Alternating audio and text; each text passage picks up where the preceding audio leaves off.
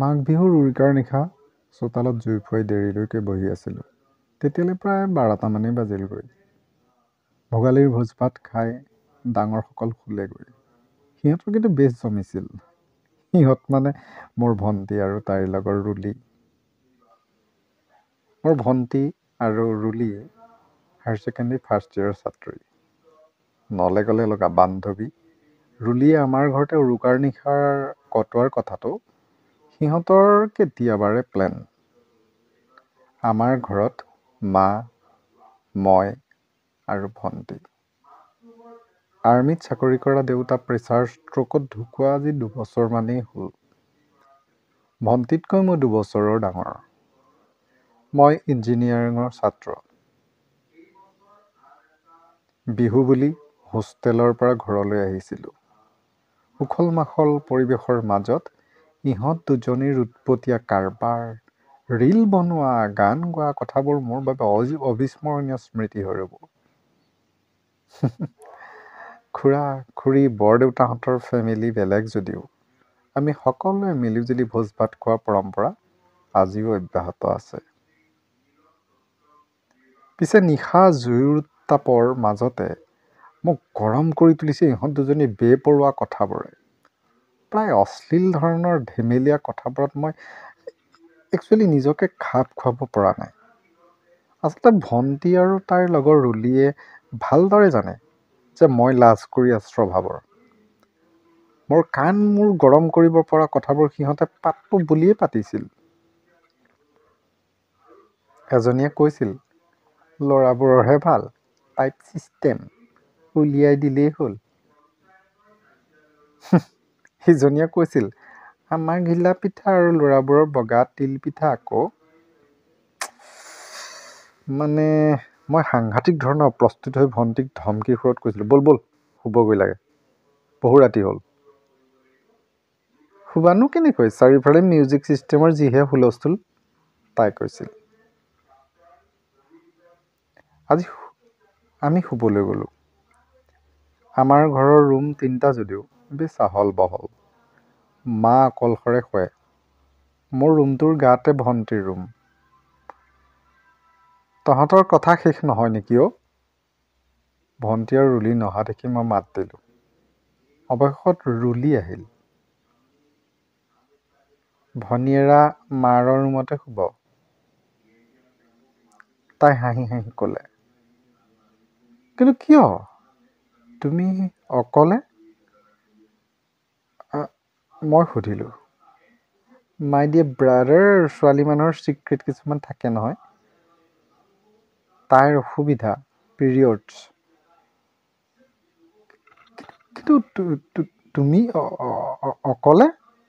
অঁ। তুমি তোমাৰ ৰুমত, ভনীয়েৰা মা এটা ৰুমত আৰু মই এটা ৰুমত, বাছ। ইয়াত ইমান চিন্তা কৰিবলৈ কি আছে? তাই ক'লে। মোৰ কিয় যেন এনেকুৱা লাগিল, ৰুলিয়ে যেন ভণ্টিৰ মেন্স হোৱাৰ কথাটোত ভালহে পাইছে।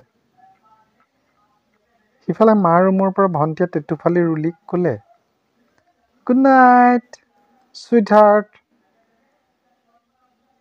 ৰুলিৰ উত্তৰ, থেংক ইউ। আচলতে অসুবিধা হোৱাৰ দিনা ভণ্টি মাৰ কাষৰ বিচনা শোৱাৰ তাইৰ পুৰণি অভ্যাস। যে কি নহওক, সময়টো চালোঁ, প্ৰায় 1:40 নিশা। ময়ো সৰুকৈ ৰুলিক গুড নাইট বুলি কৈ শুবলৈ চেষ্টা কৰিলোঁ। মোবাইলত আজি পৰ্ণগ্ৰাফী চোৱাৰ হেঁপাহ বৰকৈ জাগিছে। কিয় জানো? মই ধৰিব পৰা নাই। চাৰিওফালে মিউজিক মিউজিক মিউজিক। হাই ভলিউমৰ ক'ৰবাত বেবেৰি বাং হৈ পৰিছে শব্দবোৰ।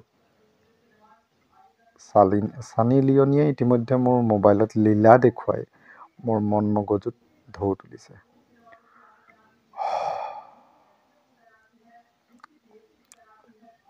মই ছানী লিয়নীৰ উচ্ছল যৌনক্ৰিয়াত কিয় জানো ৰুলিক বিচাৰিছোঁ। আচলতে ভেলাঘৰত ৰুলি আৰু ভণ্টিৰ অশ্লীল কথা বতৰাবোৰ ইয়াৰ কাৰণে জগৰীয়া নহয়তো। মই ভাবিলোঁ। ইতিমধ্যে ৰাতি 2মান বাজিছে। হঠাতে মোৰ ৰুমটোৰ হুক নলগোৱা দৰজাখনত টকৰটা মাৰি ৰুলি সোমাই আহিল। মোৰ স্মাৰ্টফোনটোত বাজি থকা অশ্লীল ভিডিঅ'টো তাই নেদেখক বুলি মই বিচনাত ওলোটাকৈ থৈ তাইক সুধিলোঁ, কি হ'ল ৰুলি? ইমান ৰাতিখন? টোপনি অহা নাই? মোৰ বৰকৈ প্ৰস্ৰাৱ কৰিব লাগিছে। ব'লা না বাহিৰৰ পৰা আহোঁ, তাই ক'লে। পাৰিবা যোৱা, 2 নম্বৰ ছুইচটো টিপিলেই পিছফালৰ লাইটটো জ্বলিব। হঠাতে তাই মোৰ গাত লৈ থকা লেপখন দাঙি দিলে। কেৱল জাঙিয়া পিন্ধি খোৱা মোৰ পুৰণি অভ্যাস। ছানী লিঅ'নীৰ ব্লু ফিল্ম চাই উজ্জ্বল হৈ পৰা মোৰ যৌন কোষবোৰ ইতিমধ্যে প্ৰবল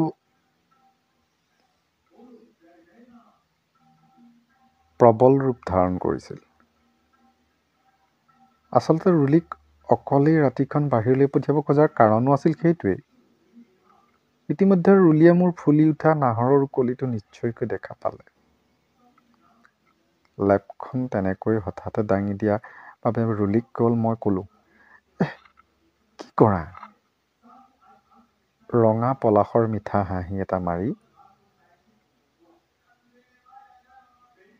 তাই যেন উত্তৰটো লুকাই থলে।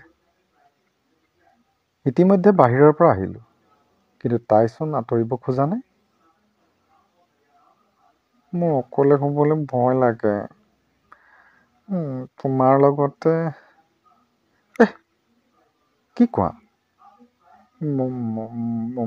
মোৰ লগত? মই ক'লোঁ। চাওঁ, ইফালে যোৱা না। হঠাতে ৰুলি মোৰ বিচনাত উঠি লেপৰ তলত সোমাই পৰিল। বাহিৰৰ পৰা ভাহি আহিল উচ্চাংগ শব্দৰ ঢৌ। ছোৱালী আনিবি ককাই তপিনা ডাঙৰ চাই। তেহেপেটি নিন্দাই। ৰুলি খাবতি ধৰি চুমাৰে উপচাই পেলোৱাৰ প্ৰবল হেঁপাহ মোৰ জাগি উঠিছিল যদিও মই যে চূড়ান্ত লাজকুৰীয়া। ৰুলি আৰু মোৰ মাজত দূৰত্ব কেৱল একাঁজলি লাজ, এক অনৰ্থক আশংকা। পাবা চৰাই, ভাঙিবা পাখি, মই যেন নিজকে প্ৰভূত দিছিলোঁ। কিছু সময়ৰ বাবে আমি নিৰ্বাক নিস্পন্দ। ক'ৰবাত পুৱতি নিশাৰ ভাল লগা গান এটা বাজি উঠিছিল। সময় ৰৈ যা। মই বাৰু লাজকুৰীয়া অপদাৰ্থ? তাইতো মোক সাৱটি ধৰিব পাৰে।